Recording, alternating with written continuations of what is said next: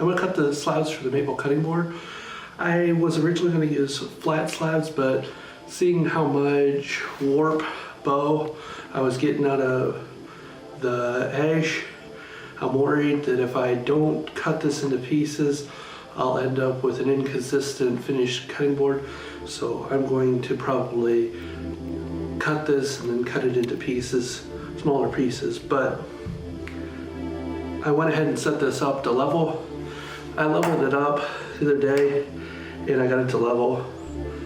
And I don't think it looks like it's sitting level here, but the rails are actually level. So it's exactly 10 inches from the center on both sides.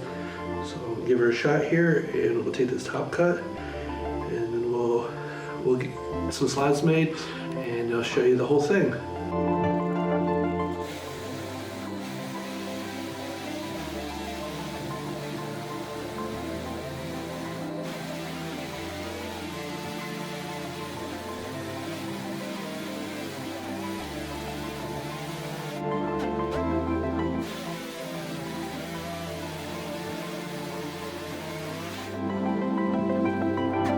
Okay, I got my flat top established. It's not as smooth as I like,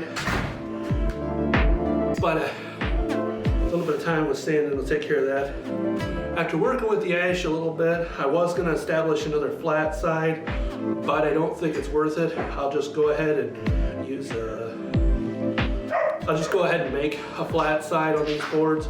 That way I don't waste any material, because some of these would make 3 instead of 2.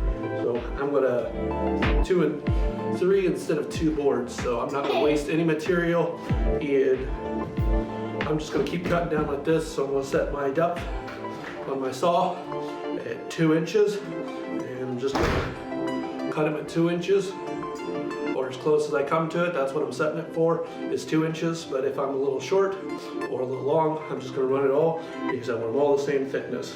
I found the Granberg marks on this to be pretty close to accurate, so I'm just going to go with those rather than spend a whole lot of time measuring it out, because I did on the first one and it ended up being just fine. I moved my handle out a little bit, helps balance that saw much better. I think it would have been different if it had been a shorter saw, but using this 20-inch bar on this saw makes that much easier to run.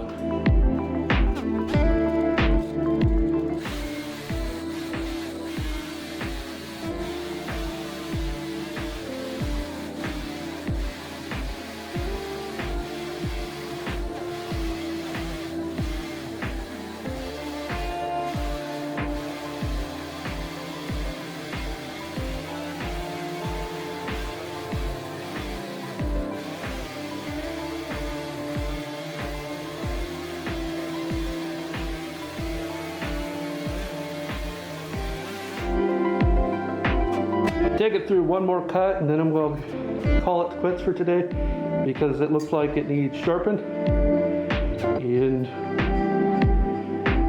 2 should give me enough to finish 1 cutting board. So.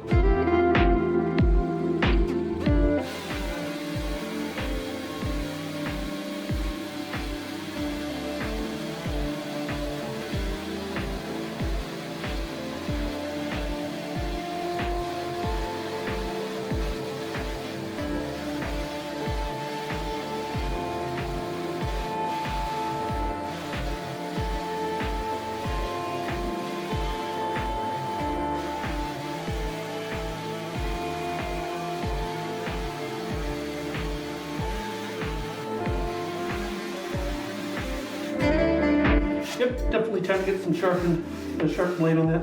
I'm gonna call it quits for today, because this is enough to make 1 cutting board. And I'll sharpen that chain back up, and I'll bring it back out and do some different milling with it.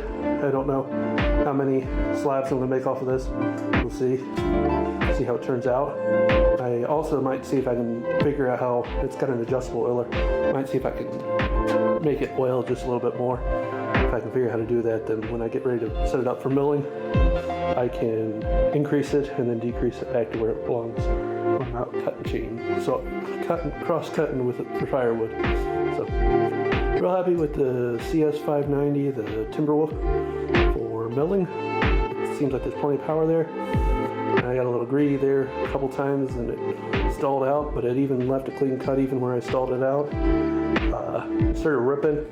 You can see it just a little bit because my chain was dull. I just kind of put a new edge on that chain. But milling's really hard on chains, and I did all that ash the other day. Plus I cut some decent amount of firewood with it. And just time to sharpen that chain up or put a new one on. Thanks for following along while I mill this. I'll bring it back as I finish these boards too. But I wanted to show you milling it. And in order to get the videos out quicker, I think I'm just going to go ahead and finish it here. So really glad you got to come along and see these.